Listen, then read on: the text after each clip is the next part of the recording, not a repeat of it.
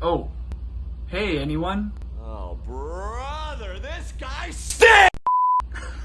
So, Cloverfield was released in 2008 and is a film about a monster attacking New York City. I know, crazy, right? Man, what is going on? The film is shot from a first-person point of view and falls under the found footage genre of films. Look, I used to love these films back in the day, and I always got a kick out of seeing movies portrayed this way. It has that home movie feel to it and a sort of realistic perspective on the events occurring around the central characters of the story. But as a kid, it made me feel like, I was in on the action. I was experiencing it firsthand. When I saw this back in 2008, I was absolutely blown away.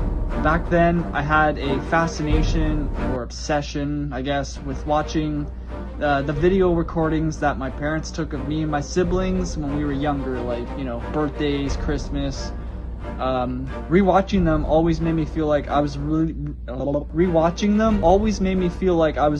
them and experiencing those moments for the first time. And I don't know, I guess it was always just fun to see like how the house used to look, or like listening to my high-pitched, ear-piercing voice. So to see a film that was entirely shot as if it was like a home movie just absolutely captivated my fragile infant mind. At this point, I was a big fan of The Day After Tomorrow, War of the World, King Kong, all these disaster type movies, I guess, and I was dying for something new. It's summer 2008, and I'm at the age of 9 or 10 years old. My dad comes back from the corner store and says he rented this monster movie. I said, well, I got nothing better to do, so I might as well, right? And I still remember how the movie started. The error, like, I don't know what the heck, the please stand by screen or whatever appeared, and I genuinely thought something was wrong with our TV or even the movie itself. Then as the movie started and we get the shot of Rob filming in his apartment window, and I thought, did someone tape over this movie? Like, I genuinely asked that. If someone taped over the discs we got from the corner store. Yeah, I was special.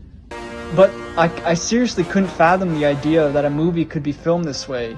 It was new to me, and I was intrigued to say the least. Look, I was bored as the movie started and almost wanted to leave and go do something else. As a kid, I was just watching some party with adults, and I couldn't give two shits about it. But as the movie went on, And hang on to the people that you care about the most. Oh God! Oh my God! What the hell was that? I was hooked. The film felt real, and that's why it stayed with me all these years. It's not some masterpiece, but it's a product of its time. I have seen both sequels and find them to be average films on their own. They're not really sequels, they're more like anthologies that take place in the same universe, but they're entertaining to say the least. The original Cloverfield, on the other hand, has this atmosphere that in some ways can't be matched. I remember watching soon after The Blair Witch Project and Paranormal Activity, and to an extent Diary of the Dead, but who honestly remembers that? What the shit is this thing? What the shit is it? And while I thought these were excellent horror films on their own unique style and twists, maybe not Diary of the Dead, I think something like Cloverfield will never be made again. The only film to come close to spicing up the found footage genre is probably 2012's Chronicle. But Cloverfield, it felt like an adventurous nightmare. Yeah, that's a thing. Other films in the genre like Chronicle, Wreck, Quarantine, hell, even Project X, all had this style of filming and it worked quite well in my opinion. I'm thirsty. I watched it 2 or 3 times that weekend, and after it was over, all I wanted to do was grab any old camera and hit that fucking record button. Countless days and nights would be dedicated to making up stories with my toys or close friends, and all these stories all took place from the point of view of the camera guy, or camera, I guess.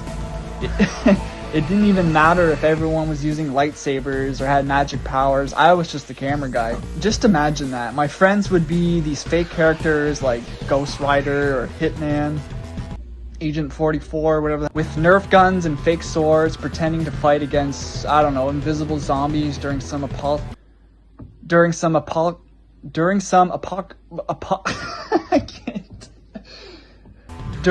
apocalypse scenario outside, and my genuine ass character and my oh my god, what the fuck did I write? And my genius ass character's whole personality is pretending to record the events taking place, giving no assistance or creativity while playing, just recording it. I'm sort of all over the place with this. There's not really like a good structure to this video, but to get on track, this is the film that really made me want to make my own, or at least it's one of them that got me interested. It seemed like all I needed was a camera and that was it. Like, that's some high IQ thinking right there. In all, check the movie out. I still think it holds up. Also, check out Chronicle, Blair Witch Project, Paranormal Activity, and Wreck as well. Probably the best found footage movies that are out there. Anyways, I just wanted to give my take on a film that might actually have paved the way for me to pick up a camera and start making my own videos. And guess what? A year later, in 2009, I did exactly that. Alright, this is a ghost house. There's me, there's the camera. Hi, camera, the camera. My name is Robert Hawkins. My name is Robert Hawkins. Oh yeah! If you found this tape... If you find this tape, we're gonna go... Sort of.